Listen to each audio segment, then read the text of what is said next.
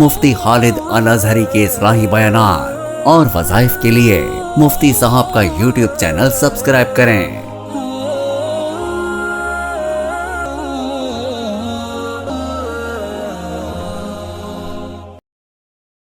بسم اللہ الرحمن الرحیم،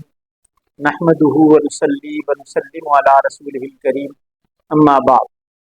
معزز سامعین کرام، ربیع الاول کا مبارک مہینہ چل رہا ہے۔ یہ ماہ مبارک ہم سے کچھ تقاضے کرتا ہے، جہاں ہم یہ دعویٰ کرتے ہیں کہ ہمیں نبی پاک صلی اللہ علیہ وسلم سے محبت ہے، تو اس محبت کا عملی ثبوت ہونا چاہیے، اور وہ عملی ثبوت ہمارے کردار سے نظر آنا چاہیے۔ اس لیے کہ پاک پیغمبر صلی اللہ علیہ وسلم کی بعثت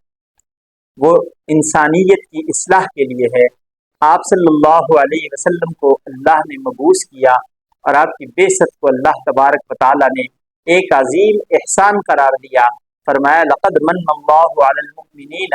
اذ بعث فیہم رسولا من انفسہم یتلو علیہم آیاتہ ویزکیہم ویعلمہم الکتاب والحکمہ وَإِن كَانُوا مِن قَبْلُ لَفِي ضَلَالٍ مُبِينٍ۔ اللہ تبارک و تعالیٰ قرآن کریم میں آپ صلی اللہ علیہ وسلم کی بعثت کو عظیم احسان قرار دیتے فرماتے ہیں کہ اللہ تبارک و تعالیٰ نے مومنین پر احسان کیا کہ نبی آخر الزمان صلی اللہ علیہ وسلم کی بعثت فرمائی، اور آپ صلی اللہ علیہ وسلم کا جو مقصد تھا وہ مقصد آپ صلی اللہ علیہ وسلم ارشاد فرماتے ہیں کہ میں انما بعثت معلما،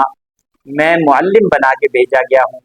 میں اصلاح کے لیے بھیجا گیا ہوں، میں انسانیت کی فلاح کے لیے بھیجا گیا ہوں، انسانیت کی کامیابی کے لیے بھیجا گیا ہوں، اور وہ فلاح اور کامیابی اللہ تبارک و تعالیٰ کے حکموں کے تابع ہے کہ اللہ کے حکموں کو پورا کیا جائے۔ آپ صلی اللہ علیہ وسلم کی بعثت کا مقصد یہ ہے کہ بندے اللہ والے ہو جائیں، اللہ کے سامنے وہ سر بسجود ہو جائے، در در کے جو سوالی ہیں ان تمام دروں کو چھوڑ کے ایک در والے ہو جائیں۔ تو نبی آخر الزمان صلی اللہ علیہ وسلم کی بعثت کا یہ مقصد ہے۔ آپ صلی اللہ علیہ وسلم ایک مرتبہ ارشاد فرماتے ہیں، اس ارشاد کو آپ کا ارشاد سننے سے پہلے یہ بات ذہن میں رکھیے گا کہ وما ارسلناک الا رحمۃ للعالمین، آپ صلی اللہ علیہ وسلم کو اللہ تبارک و تعالیٰ نے تمام جہانوں کے لیے رحمت بنا کے بھیجا۔ آپ صلی اللہ علیہ وسلم ارشاد فرماتے ہیں کہ میرا دل چاہتا ہے کہ میں مؤذن سے کہوں وہ اذان کہے، اور اس کے بعد سب لوگ نماز کے لیے آئے، اور جو لوگ نماز کے لیے نہ آئیں تو میں نوجوانوں سے کہوں کہ وہ لکڑیاں اکٹھی کر کے ان بے نمازیوں کے گھروں کو آگ لگا دیں۔ آپ رحمت للعالمین صلی اللہ علیہ وسلم بے نمازی کے بارے میں اتنا غصہ فرماتے ہیں، اور ساتھ فرمایا میں ایسا اس لیے نہیں کرتا کہ بوڑھوں، بچوں اور عورتوں کی وجہ سے کہ میں کسی کو اذیت نہیں دینا چاہتا، مگر نہ بے نمازی اس قابل ہے کہ اسے جلا دیا جائے۔ تو آپ خود اندازہ کریں کہ نماز جس کا ذکر اللہ تبارک و تعالیٰ نے قرآن کریم میں 700 مرتبہ فرمایا، نبی پاک صلی اللہ علیہ وسلم کی تعلیمات میں سب سے پہلے نماز ہے۔ اور آپ صلی اللہ علیہ وسلم ارشاد فرماتے ہیں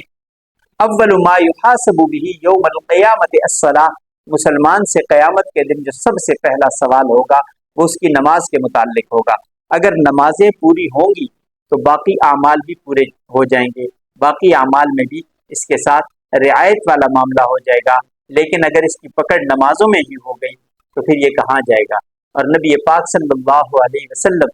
جن سے ہم محبت کا دعویٰ کرتے ہیں، آپ صلی اللہ علیہ وسلم فرماتے ہیں نماز میری آنکھوں کی ٹھنڈک ہے، فرمایا قرۃ عینی فی الصلاۃ، نماز میری آنکھوں کی ٹھنڈک ہے۔ تو ہم خود یہ سوچ سکتے ہیں، سمجھ سکتے ہیں کہ دعوے تو ہم محبت کے کریں، آپ صلی اللہ علیہ وسلم کی تعلیمات پہ عمل نہ کریں تو ایسی محبت کا کیا فائدہ۔ ہمیں محبت وہ کرنی ہے جو نبی کریم صلی اللہ علیہ وسلم کے حکم کے تابع ہو۔ سنت اور بدعت میں ایک بنیادی فرق ہے۔ سنت وہ ہے کہ نبی پاک صلی اللہ علیہ وسلم کی تعلیمات نبی پاک صلی اللہ علیہ وسلم کے طریقے کے مطابق وہ سنت ہو جاتی ہے، اور ہم نبی کریم صلی اللہ علیہ وسلم سے ایسی محبت کریں جو آپ صلی اللہ علیہ وسلم کے طریقے کے بجائے ہمارے اپنے طریقے کے مطابق ہو، تو پھر سنت نہیں رہتی، وہ بدعت بن جاتی ہے۔ اس لیے کوشش کریں کہ نبی آخر الزماں صلی اللہ علیہ وسلم، جن کے بارے میں ہمارا کہنا ہے کہ سبب وجود کائنات آپ صلی اللہ علیہ وسلم ہیں، یہ ہمارا عقیدہ ہے، تو ہم اس عقیدے پہ ثابت قدمی کا اظہار کرتے ہوئے آپ صلی اللہ علیہ وسلم کی ساری تعلیمات کو اپنا لیں۔